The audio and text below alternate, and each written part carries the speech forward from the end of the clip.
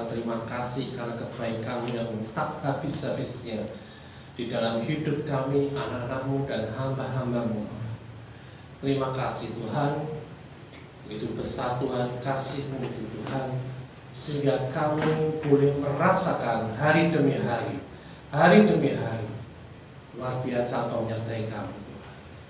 Terima kasih kalau pada sore malam hari ini kami boleh berkumpul, beribadah di rumah-Mu ini Tuhan, untuk kami memuji memuliakan Engkau, untuk kami senantiasa dekat-dekat dengan Engkau Tuhan, untuk kami mengerti apa yang Engkau kehendaki dalam setiap hidup kami.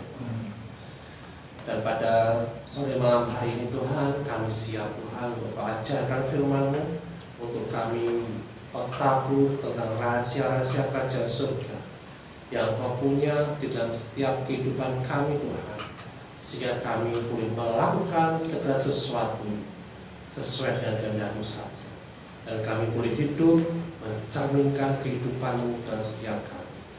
Terima kasih Roh Kudus yang mengajar kami saat ini, memberi kami pengertian, pewahyuan, sehingga kami boleh mengerti setiap firman yang ditabur dalam hidup kami.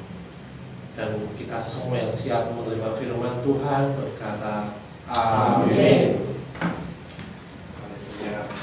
Shalom. Selamat datang Bapak Ibu Saudara. Apa kabar hari ini? Luar biasa.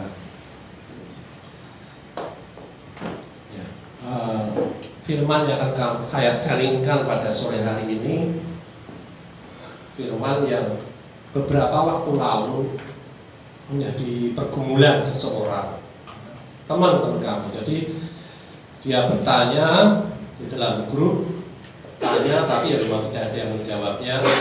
Dan saya berpikir, Tuhan, apa jawaban dari firman ini, dari tulisan di Alkitab ini? Ya. Nah, saya judul pada sore hari ini, saya beri judul bebas dari budak kemiskinan. Bebas dari budak kemiskinan. Siapa yang pada malam hari ini merasa terbelenggu oleh kemiskinan? Siapa? Aku juga tidak mau ngaco. Kalau nggak ada ngaco, saya juga nggak ngaco. Ya, amin ya. Kita semua sudah terlepas ya. Nah, kita buka di Amsal 22 ayat 7. Amsal 22 ayat 7. Saya bacakan. Ayatnya cuma sedikit ya, pendek. Amsal 22 ayat 7. Orang kaya menguasai orang miskin, yang berhutang menjadi budak dari yang menghutangi. Ya. Firman ini berkata, saya ulangi, orang kaya menguasai orang miskin, yang berhutang menjadi budak dari yang menghutangi. Kita semua tahu ini lazim terjadi. Ya. Di dunia ini, di sekitar kita, mungkin di lingkungan pekerjaan, mungkin di lingkungan rumah tangga, di lingkungan kampung mungkin ya. Nah, banyak hal ini lazim terjadi, biasa terjadi ya. Orang kaya dapat menguasai orang miskin. Apa benar sih orang kaya dapat menguasai orang miskin? Nah, karena apa? Karena si orang miskin ini yang mau memberikan hidupnya untuk dikuasai. Sebenarnya kalau dalam konteks firman ini, orang kaya ini menguasai orang miskin dengan cara apa? Memberi hutang, menghutangi. Ya, ketika kita diberi hutang, ya, nah mestinya ya udah hanya selesai sebatas hutang piutang, kita harus dibayar. Tetapi kadang-kadang karena dia miskin, ya, dia takut nanti kalau tidak bisa membayar hutang. Akhirnya dia mau, ya, seolah seperti menjadi budak ya dari seorang kaya ini. Orang miskin melihat bahwa orang kaya hidupnya enak, ya, semuanya serba tercukupi. Semua keinginannya bisa terwujud, ya, punya kuasa, banyak hal dapat diperbudak tanpa ada hambatan, tanpa ada batasan. Ya. Nah, seringkali juga di dalam kehidupan sehari-hari kita ini yang miskin ya, misalkan orang yang miskin harus ngelondoi dulu orang yang kaya, orang yang punya duit. Jadi sudah seperti sudah seperti ada kesadaran bahwa orang miskin itu harus hormat pada orang yang kaya. Orang yang miskin, orang yang punya apa-apa harus mau tunduk pada orang yang kaya. Ya. Nah, orang miskin ini melihat bahwa segala kebutuhan dia akan dapat tercukupi apabila dia seorang kaya. Minimal hidupnya ada di lingkungan orang kaya. Jadi dia baik-baik aja, dia berusaha membaik-baiki orang kaya di sekitarnya. Maka dia mau mengikatkan dirinya. Biasanya mereka mau mengikatkan dirinya pada orang kaya dan mau menjadi hambanya. Paling tidak orang kaya tersebut dapat mencukupi apa yang dia butuhkan. Ya. Ketika orang kaya ini makan, kok orang itu nggak makan, nah diajak makan. Paling tidak seperti itu. Ada kecukupan, nggak punya baju dikasih. Itu harapannya. Ya. Nah, apakah seperti itu? Apakah seperti itu yang Tuhan mau dalam setiap kehidupan kita, orang percaya yang sudah dimenangkan oleh Tuhan? Nah, di dalam Matius 26 ayat 11 ya dikatakan, karena orang-orang miskin selalu ada padamu, tetapi aku tidak akan selalu bersama-sama dengan kamu. Artinya apa? Karena orang-orang miskin selalu ada padamu. Ini aja ya, sampai di sini menyatakan bahwa di sekitar kita lebih banyak yang miskin daripada yang kaya. Di lingkungan di sekitar kita ini orang kaya itu mesti dihubungi orang-orang yang miskin. Kita sering lihat itu, ya, suatu pemandangan yang biasa itu terjadi. Orang kaya dihubung sama orang miskin. Ada gula, ada semut. Orang-orang miskin berusaha mendekati bagaimana mengambil hati si orang kaya ini. Bahkan dia mau ya mengikatkan dirinya pada orang-orang kaya itu, mau menjadi hambanya. Nah, lebih sering apalagi sampai berhutang. Kalau dia tidak bisa mengambil hatinya, dia berusaha gimana ya, mencoba untuk berhutang dan nanti bisa bayar. Tetapi kalau orang-orang yang miskin, dia mau bayar pakai apa? Sehingga apa? Sehingga hidupnya akhirnya terikat pada orang yang kaya itu. Nah, kabar gembiranya Bapak Ibu semua ya. Kabar gembiranya kita baca di dalam 2 Korintus 8 ayat 9. 2 Korintus 8 ayat 9. 2 Korintus 8 ayat 9 berkata, karena kamu telah mengenal kasih karunia Tuhan kita Yesus Kristus, bahwa Ia yang oleh karena kamu menjadi miskin, ya, sekalipun Ia kaya, supaya kamu menjadi kaya oleh karena kemiskinannya. Amin. Ya. Oleh karena itu Tuhan sudah menebus kita dari kemiskinan supaya oleh Dia kita menjadi kaya.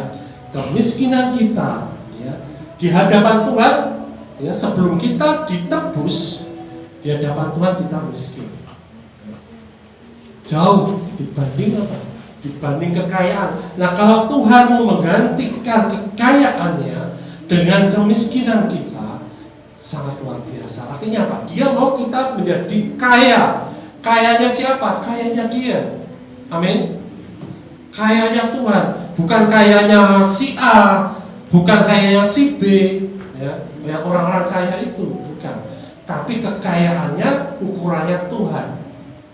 Dia mau seperti itu. Artinya apa? Tidak bisa ditandingi lagi dengan orang kaya apapun di dunia ini. Nah, itu harus terjadi. Itu kabar gembira yang harus kita pegang di dalam setiap kehidupan kita orang percaya. Amin. Nah, di dalam 2 Korintus 8 ayat 7 ya, di dalam 2 Korintus 8 ayat 7 dikatakan, 2 Korintus 8 ayat 7, maka sekarang sama seperti kamu kaya dalam segala sesuatu, Kalau orang kaya tadi, dia kaya punya uang. Ukurannya dunia apa sih? Uang, harta, mobil, ya kan, aset. Tapi di sini dikatakan sama seperti kamu kaya dalam segala sesuatu, dalam iman, dalam perkataan, dalam pengetahuan, dalam kesungguhan untuk membantu, dan dalam kasihmu terhadap kami. Demikianlah juga hendaknya kamu kaya dalam pelayanan kasih ini. Nah, Tuhan membuat kita kaya bukan untuk menindas. Setelah kita percaya bahwa kita dirubah menjadi orang kaya seukuran dengan kayanya Tuhan, ya, itu Tuhan mau kita gunakan bukan untuk menindas. Amin. Bukan untuk menindas atau memperbudak orang yang miskin, tapi justru untuk saling menolong, untuk lebih melayani orang lain dengan kasih. Nah, orang kaya memperkaya dirinya tujuannya, ya, untuk menguasai orang lain. Tetapi Tuhan menggantikan kemiskinan kita dengan kekayaan Dia, dengan tujuan apa? Kita melayani dengan kasih. Kita masuk dalam pelayanan kasih, tidak untuk menindas orang lain, tidak untuk memperbudak orang lain. Seperti cerita tentang seorang kaya, ya, ketika Yesus berkata, jikalau engkau hendak sempurna, pergilah, jualah segala milikmu dan berikanlah itu pada orang-orang miskin, ya, maka engkau akan beroleh harta di surga. Kemudian datanglah kemari dan ikutlah aku. Kita bandingkan dengan 2 Korintus 8:9 tadi, ya, Yesus sudah memberi contoh. Dia tanggalkan kemiskinannya. Saat itu dia juga minta kepada orang kaya ini, tanggalkan kemiskinan, jual, ya, dan berikan pada orang-orang miskin. Yesus sendiri sudah memberi contoh dalam hidupnya, ya. Nah, kalau itu dilakukan oleh si orang kaya itu, dia memperoleh harta di surga. Nah, kalau memperoleh harta di surga, otomatis semua segala sesuatu yang di dunia ini juga adalah kekayaan dia juga. Amin. Ya. Nah, jadi kalau kita kembali ke 2 Korintus 8:7, ya, si orang miskin apabila hidupnya percaya sudah ditebus dari kemiskinan, ya, yang terjadi apa? Ketika orang itu, ya, orang miskin atau orang pas-pasan aja lah, ya, setelah dia terima Tuhan Yesus, ya, dia ciptaan baru, dikatakan apa? Ditebus dari kemiskinannya dan menjadi kaya. Yang terjadi apa Bapak Ibu Saudara? Apakah dia terus langsung kaya? Ya kan, ya tetap aja, kondisinya tetap aja, ya. Masih mungkin masih miskin, masih butuh uang, masih kesulitan untuk bayar SPP, masih kesulitan untuk makan sehari-hari, mungkin itu terjadi, ya kan? Tidak terus serta-merta kita terima Tuhan Yesus menjadi ciptaan baru, kekayaan Tuhan ada dalam hidup kita, terus kita menjadi kaya raya. Tidak serta-merta seperti itu, ya. Nah, dia memperoleh, tapi dikatakan, ya, yang harus kita percaya dalam firman ini adalah dia memperoleh kekayaan dan segala sesuatunya. Ya. Dia memperoleh kekayaan, kita memperoleh kekayaan, saya memperoleh kekayaan dalam segala sesuatu. Ya. Yaitu apa? Dan juga kalau hari ini ada orang yang masih hutang juga. Ya. Kalau dia menjadi ciptaan baru, terima Tuhan Yesus, dia punya hutang. Setelah menjadi ciptaan baru, apa terus bebas hutang? Kan dia juga, ya, hutangnya masih harus dibayar juga, ya. Tidak seperti itu. Jadi apa yang dimaksud dengan kekayaan ini? Apakah kita benar-benar kaya, benar-benar menjadi kaya? Ya. Karena apa? Kita tetap harus percaya pada firman. Realitanya seperti itu, tetapi firman menyatakan seperti ini. Kita percaya pada firman, ya. Nah, kalau kita lihat di dalam, ya, tadi di dalam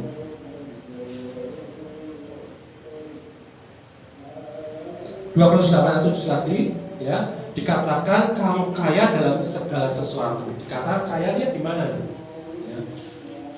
Pertama, di dalam iman. Yang kedua, di dalam perkataan. Yang ketiga, di dalam pengetahuan. Ya. Dan keempat, dalam kesungguhan untuk membantu, menolong, memberi. Ya. Dan dalam kasih terhadap kami, demikian juga hendaknya kamu kaya dalam pelayanan kasih. Ya.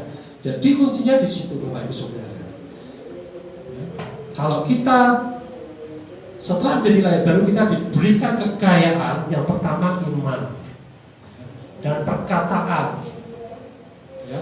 Di dalam Markus 11 ayat 20 sampai 22 sampai 23, ya, Markus 11 ayat 22 sampai 23.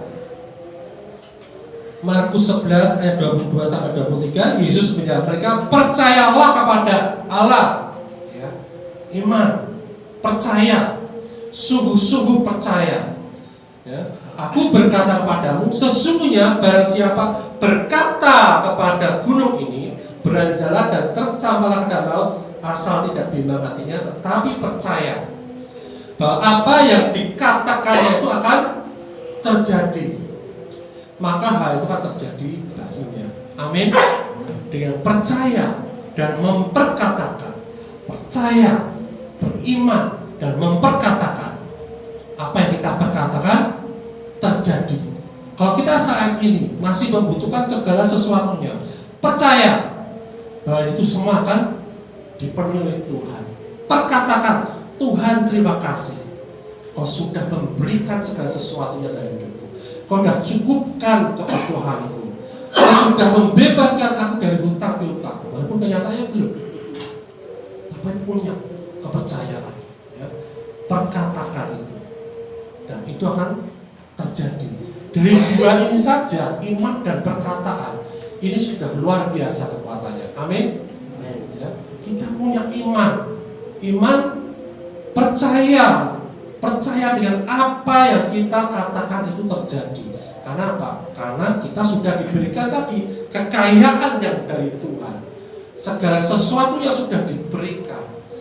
Cara ambilnya gimana? Dengan iman dan dengan percaya. Seperti si sulung, ya, dia selama ini tidak bisa menikmati pesta pora, ya, tidak bisa menikmati di rumah bapaknya. Kenapa? Dia tidak percaya bahwa ini semua miliknya. Setelah bapaknya bilang, ini semua yang di sini milikmu, sudah tersedia semua, pergunakan itu. Nah, yang ketiga, pengetahuan. Ya. Di dalam Kolose 3:10, Kolose 3:10 dikatakan, dan telah mengenakan manusia baru yang terus-menerus diperbarui untuk memperoleh pengetahuan yang benar menurut gambar Khaliknya. Ya, setelah iman kita perkatakan, kita diberikan pengetahuan, kita diberikan hikmat, kita diberikan pewahyuan bagaimana kita keluar dari situasi ekonomi yang saat ini terjadi, bagaimana kita keluar dari hutang, bagaimana kita bisa membayar semuanya itu. Kita diberikan pengetahuan, kita diberikan pewahyuan, kita diberikan ide-ide daripada Tuhan. Amin. Jadi iman, perkataan, pengetahuan, sudah kita miliki, tinggal kita percaya, kita semangat, ya, kita tetap damai sejahtera, kita tetap hidup di dalam kasih, kita sudah dikatakan bebas dari kemiskinan, kita sudah dikatakan bebas dari hutang, kita tidak menjadi budak lagi. Amin.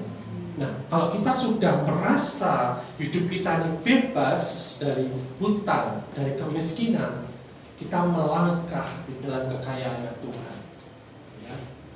Resepnya tadi iman, perkataan dan pengetahuan. Ada lagi yaitu kesungguhan untuk membantu. Artinya apa? Bukan membantu diri sendiri. Loh, aku masih kekurangan. Aku masih butuh ini, kok aku suruh memberi, ya. Kok aku disuruh membantu orang lain, kondisiku aja masih seperti ini. apa? Di dalam kita memberi, di dalam kita bersungguh-sungguh untuk membantu orang lain, ini juga mempunyai kekuatan yang besar. I'll never know how much it costs to see my sin upon